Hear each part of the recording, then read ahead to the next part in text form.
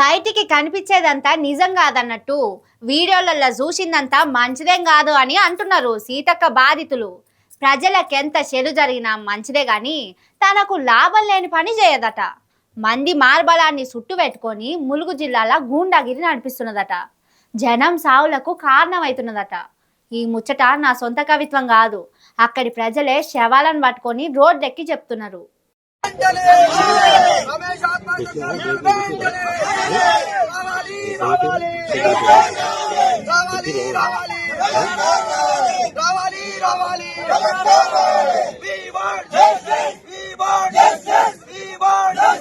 ములుగు జిల్లాల ప్రశ్నించేటోళ్ళు ఉండొద్దు కావచ్చు.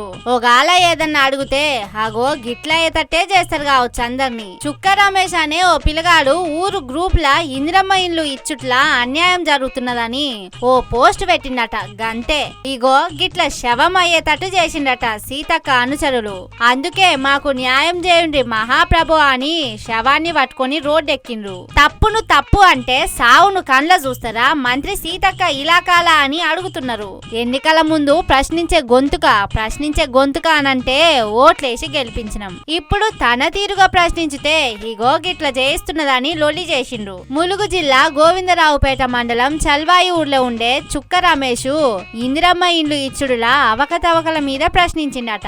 నువ్వు మమ్మలను అనేటోని వాయినవా అని తప్పుడు కేసులు పెట్టించి తిప్పల పెట్టిండట అక్కడి కాంగ్రెస్ లీడర్లు. పాపం జీవితం మీద విరక్తి కలిగేటట్టు ఎంత గోస పెట్టిండ్రో ఏమో. ఇగో గిట్ల సూసైడ్ కాగితం రాసి ఆత్మహత్య చేసుకున్నాడట. నేను తప్పు చేసినానని నా మీద తప్పుడు కేసులు పెట్టిండ్రు. దాన్ని తట్టుకోలేక నేను చచ్చిపోతున్నా, అమ్మా నాయన నన్ను క్షమించుండ్రు అని జీవి తీసుకున్నాడట.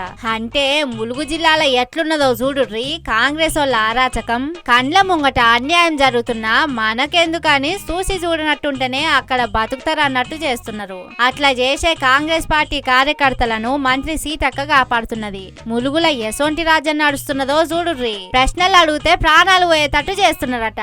పాపం ఆ రమేష్ ఇంటోళ్ళు ఎంత మొత్తుకుంటే ఏం లాభం. కాంగ్రెస్ పార్టీ కార్యకర్తల అవినీతికి వాళ్ళ పాపాలకు బలి తీసుకున్నారు.